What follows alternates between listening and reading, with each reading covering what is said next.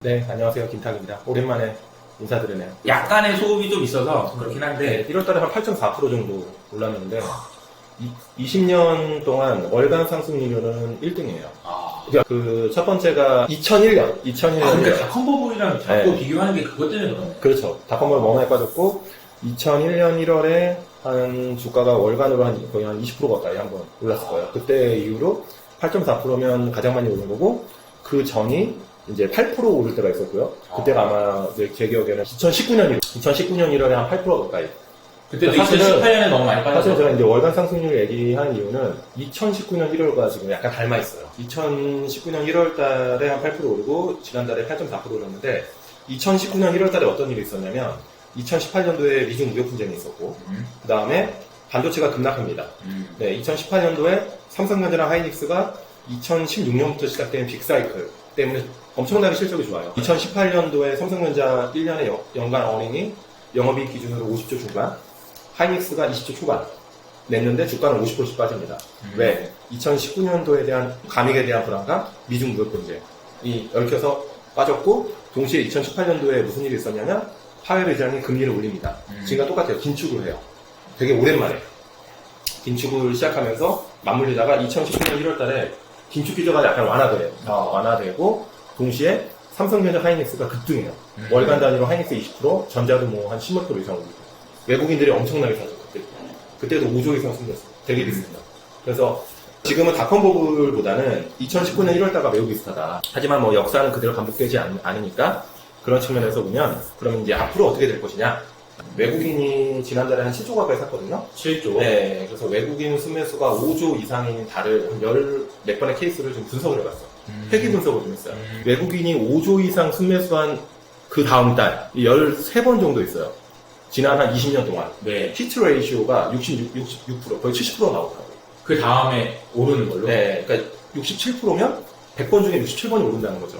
어떻게 보면 높은 확률일 수도 있고 어떻게 보면 그냥 크게 유의미한 어떤 상관관계는 아니지만 중요한 건 상승률이 거의 2% 중반 가까이 되더라고요.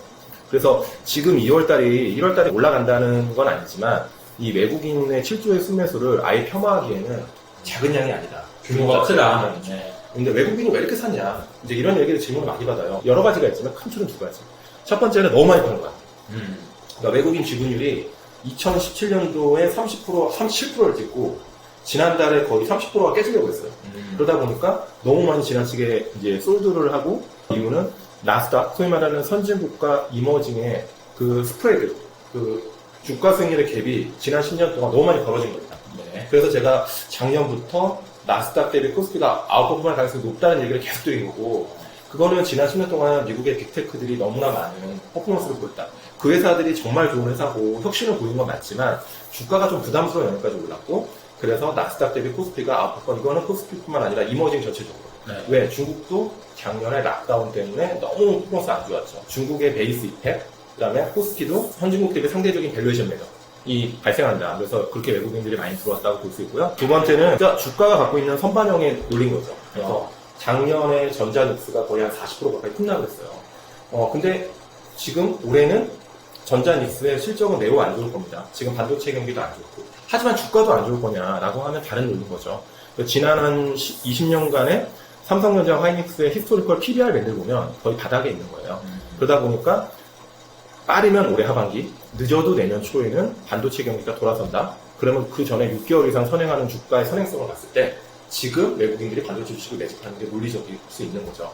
그래서 그런 부분에서 저는 외국인들의 순매수가 나름 논리적이다. 최근에 이런 우호적인 환경이 만들어진 가장 큰 이유가 페드의 약간 긴축에 대한 강도가 약해지는 거에 대한 기대감이잖아요. 네. 그러니까 그런 부분들이 시장이 확인하면서 조금씩은 지금 이번 달은 조금 둔탁한 흐름일 것 같고 그렇다고 너무 하방으로 보기에는 1월 달에 얘기한 상승 논리가 아직은 꺾이지 않았다.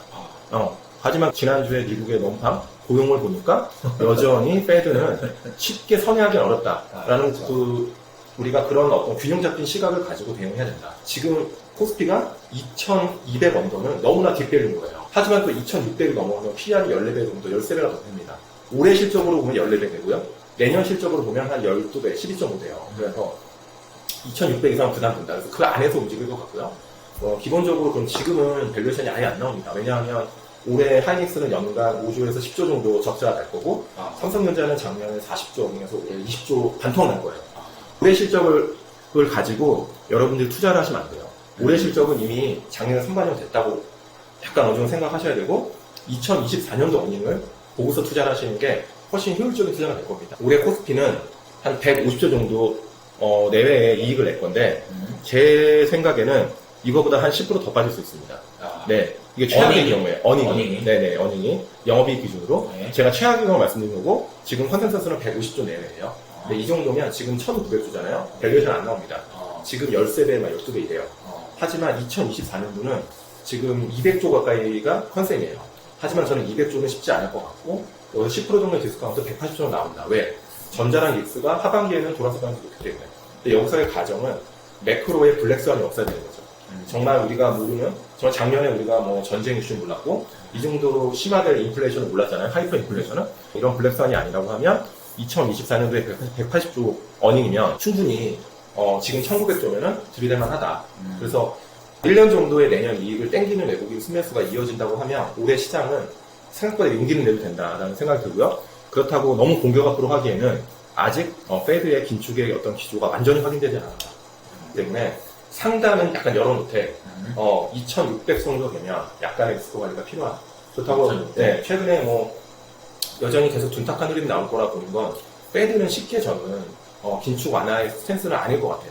지난번 FOMC 보고 약간 놀란 건 파월 의장이 너무나 생각보다 비둘기적이었기 때문에 수가 급등한 거잖아요. 맞아. 하지만 저는 파월 의장이 갑자기 들어섰다기 보기에는 약간의 자신감을 얻은 것 같아요. 그냥 생각보다 미국 경기는 스트롱한데 인플레는 잡히고 있잖아요. 맞아요. 그건 사실이죠. 네. 그런 스탠스 때문에 약간 기분이 좋았던 거야. 근데 파월 의장은 생각보다 유연한 분입니다. 이러다가 갑자기 또 세게 얘기할 수 있어. 야 너희들 야 인플레 아직 안 잡혔어.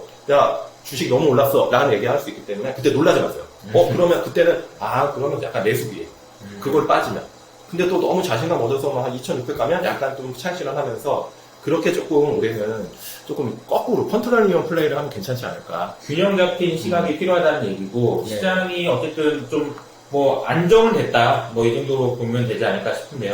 2월달에 주가가 워낙 많이 올랐기 때문에 이제 어떻게 해야 되는지 관심이거든요. 2400 지금 중반 정도 되잖아요. 네. 그럼 업사이드가 한 10%. 제가 그 밸류에이션 측면에서 2600이라고 보면 2600. 하지만 언제든지 주가는 오버슈팅 가능성이 있기 때문에 너무 10% 실링을 잡을 필요는 없고 근데 하방을 보면 하방은 10%가 안 됩니다. 아까 2300 정도 얘기했잖아요. 그렇기 때문에 하방이 생각보다는 단단할 수 있다. 지나치게 공격 앞으로 할 이유는 없지만 그렇다고 두려워할 필요 없기 때문에 여러분들이 이 종목과 섹터에 좀 자신이 있다고 하면 조정 받을 때마다 담아도 된다라는 생각하고 저는 좀 계속 주목하는 게 작년에도 계속 강조했지만 2차 전지가 작년 연말에 테슬라가 너무 주가가 안 좋으면서 또 수요 둔화 얘기가 나왔잖아요. 야 전기차도 안 팔리는 거 아니야? 누가 사? 경기가 침체인데. 하지만 그렇게 되면 전기차만 안 팔리는 게 아니고 다 안 팔립니다. 주식 다 팔아야 돼요.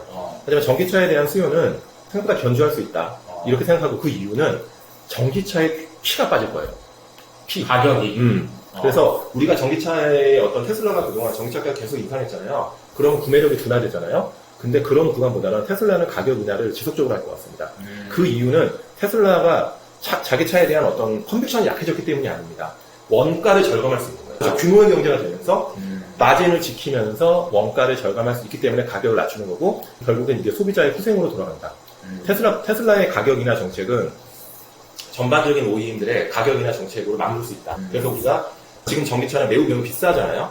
비싸다고 생각하는데 이게 한 5% 10% 이렇게 빠지다 보면 내연기관 사는이 전기차를 사겠다는 수요가 늘어날 거고 자연스럽게 전기차의 어떤 안정적인 성장으로 좀 이어질 수 있겠다라는 생각을 합니다. 2차 전지는 올해 그러면 좀 계속 관심을 가져도 될까요? 수요 둔화에 대한 우려는 아직도 있어요. 그리고 2차 전지 섹터에 대한 밸류에이션에 대한 고민은 하고 있는데 이럴 때가 기회고 이제 또 어느 구간에 되면 그냥 진짜 2차 전지밖에 없어. 이거는 우리가 얘는 머스트 해브야. 그럴 때는 좀 차익 실현했으면 좋겠다. 오히려 저는 거꾸로 이렇게 되는 거예요. 올해는 정말 그 반대로 하는 전략이네요. 왜냐하면 주가는 선반영 많이 돼 있지만 지금 나오는 여러 가지 뭐 어닝스나 그다음에 여전히 긴축에 이런 게 한 번씩 현타가 오기 때문에 추세로 쭉 올라가기에는 좀 여러 가지로 좀 터프할 수 있다라는 생각을 하는 거. 그리고 이제 보면은 이제 산업재 안에서 기계, 인프라 관련 섹터들을 좀 주목을 해야 된다고 보는 게 작년에 이제 대형 IB, 크레드 에르고리나 IB가 있는데 거기서 보면 마켓 드라이버 중에 가장 키워드가 뭐냐? 누가 이제 설문조사하는 거냐면 매니저들. 소위 말하는 이제 투자자들이 하는 건데, 분전, 프래그멘테이션, 그 다음에 슬로우 벌리제이션. 세상이 이제 예전처럼 엄청나게 긴밀하게 교류하고, 그냥 위아더 월드. 최소한 경제적 관점으로는 그런 시대는 멀어졌다. 그래서 제가 볼 때는 지금 미국이 IRA하고 이런 어떤 정책적인 장려를 매우 많이 하고 있잖아요.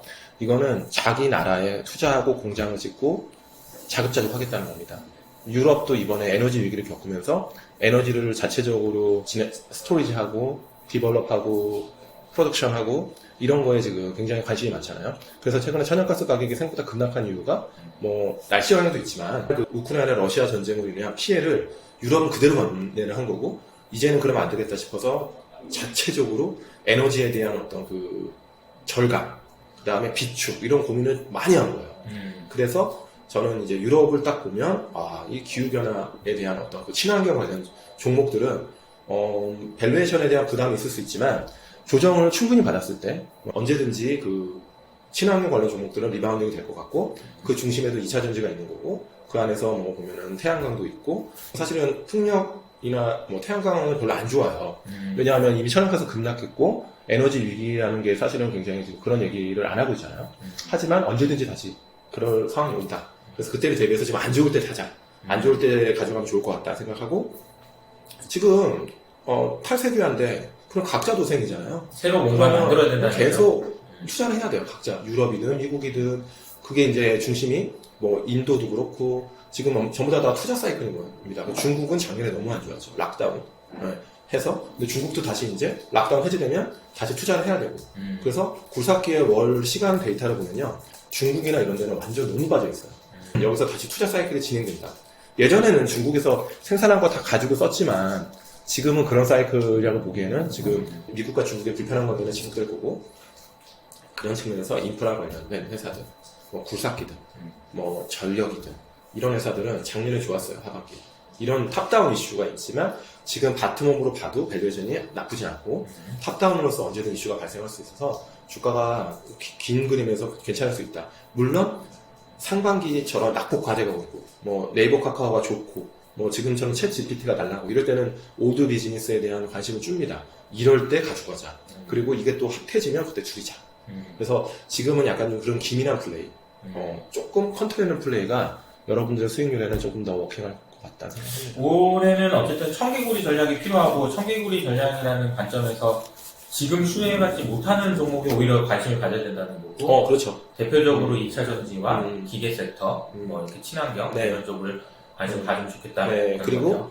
굉장히 딥밸류. 1월달에 좋았지만 은행 같은 섹터는 너무 딥밸류예요. 그래서 이런 부분에서 쌌으니까. 네네. 저는 뭐 은행들이 당장 주주 친화적인 정책을 내지는 않을 거라 봅니다. 정부의 규제가 여전하니까. 근데 아주 조금씩이라도 주주 환원에 대한, 그다음에 주주 친화적인, 그다음에 거버넌스에 대한 여러 가지 주주 가치 친화적인 어떤 그런 정책들이 나온다고 하면 은행들의 너무 낮은 딥밸류들은 일정 부분 정상화 과정이 있다. 그래서 그런 너무 싼 애들 중에서는 은행, 그다음에 모멘텀은 뭐 기계가 있고, 그다음에 약간의 어떤 트렌드, 2차 전지나 친환경 이렇게 해서 좀 세 가지 투 트랙. 그럼 반도체는 아까 말씀드린 대로 밸류에이션 하단에서는 트레이딩 할 만하지만 지금 20% 오른 가격에서는 조금 약간 워칭하고 조금 그러다가 발작이 일어날 겁니다.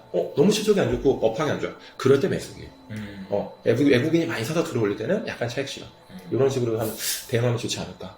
이거 외국인의 수급조차 뭐 역발상으로 이용해보자 라는 아이디어고. 저는 뭐 그렇게 보고 있어요. 네. 그러니까 장기적으로 바닥은 좀 최악은 좀 지나가는 것 같고. 네네. 그리고 조금 뭐 또 트렌드 나오는 것은 엔터나 미디어 같은 회사들은 전체적인 시장이 커지고 있어요. 네. 시장이 예전에는 우리 엔터 회사들의 시장은 일본밖에 없었어요. 중국은 여전히 작았고, 근데 지금 일본뿐 아니라 중국, 미국, 유럽으로 확산되고 있습니다. 그래서 전체적인 시장이 커지는 구간에서 물론 밸류에이션 부담이 있어요. JYP 30배 넘어갔고, SM도 최근에 25배 근처까지 왔어. 하지만 전체적인 파이가 커지는 구간에서는 너무 단기 밸류에이션에 집착 안 해도 될 것 같다. 그래서 그런 섹터들 잘 보면 좋을 것 같습니다. 차이나 리오프는 어떻게 해야 돼요? 리오프 관련된 주식들은? 그러니까 저는 이제 리오프닝 주식들은 이렇게 봅니다. 리오프닝 얘기가 나왔을 때 주가 뜨잖아요. 저는 이럴 때 따라가면 안 되는 것 같고, 실제 리오프닝이 돼도 생각보다 매출과 영업이익이 쉽게 막 개선은 안 될 거예요. 그래서 그때 실망할 때 담고 약간 리오프닝 때문에 조금 좋아진다라는 얘기 나오면 좀 줄이고 해서 지금 봐요. 카지노 같은 경우는 이미 리오프닝에 대한 수혜를 이미 실적에 반영하고 있습니다. GKL 파라다이스의 월별 숫자 보면 이미 좋아지고 있어요. 근데 사실은 GKL이나 파라다이스도 중국이 아니고 일본 모멘텀을 받아서 온 거고 중국에 남아있기 때문에 카지노 주가는 먼저 반영했다. 그래서 카지노 주가는 조금 더 남아있다. 하지만 화장품은 이제 실적을 보면 종목 단위로 좀 달라요. LG생거는 여전히 중국에 대한 어떤 낙수 효과를 기대하기에는 아직 내부적으로 브랜드에 대한 어떤 관리가 조금 더 선행돼야 되고 아모레는 선 구조 조정이 됐기 때문에 좀 좋아지는 그림이 더 빨리 나올 것 같아요. 하지만 밸류에이션은 불편한 거죠. 이미 주가가 바닥에서 많이 올랐기 때문에. 그래서 충분히 밸류에이션 점검하면서 대응해야 되고 화장품은 그래서 밸류에이션은 좀 챌린징합니다. 그래서 리오프닝은 전체적으로 저는 완전 좋다고 얘기하기 합니다. 종목별로 면밀히 봐야 돼요. 면밀히. 알겠습니다. 오늘 뭐 올해 시장에 대해서 전반적으로 얘기해 주셨는데 한마디로 얘기하면 차분하게 해야 된다라는 거죠. 그렇죠. 김탁 이사님도 오늘은 어느 때보다도 굉장히 좀 차분하게 얘기하시는 것 같아요. 흥분하면 안 될 것 같습니다. 네, 알겠습니다. 끝으로 인사 한번 하고 마무리할까요? 네, 오늘 이렇게 영상으로 찾아뵙게 돼서 즐거웠고요. 여러분 올해도 성공 투자하시고 이호석 아카데미 많이 사랑해주세요. 다음에 혹시나 라이브를 하게 되면 그때도 뵙겠습니다. 네, 감사합니다. 감사합니다. 네.